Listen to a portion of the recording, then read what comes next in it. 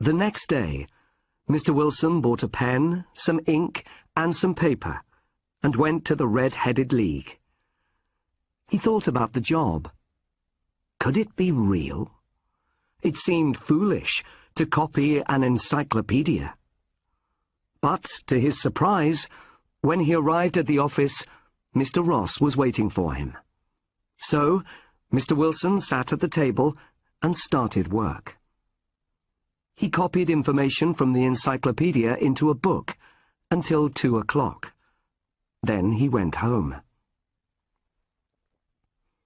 Mr. Wilson went to the office every day, and at the end of the week he received his pay of £4. The work was easy, and he was very content. This continued for 8 weeks.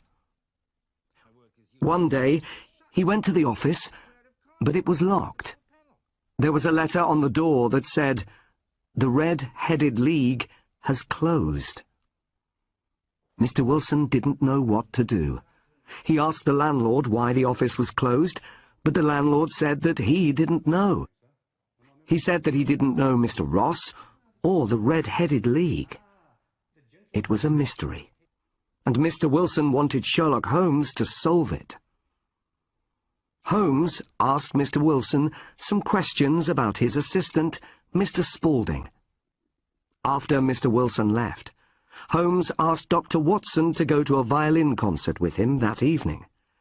On the way, they could go past Mr. Wilson's shop.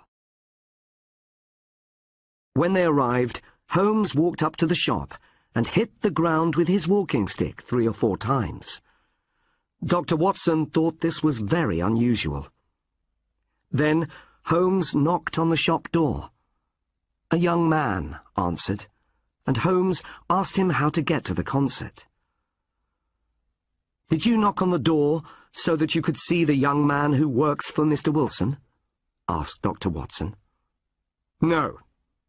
I didn't want to see the man. I wanted to see the knees of his trousers," replied Holmes.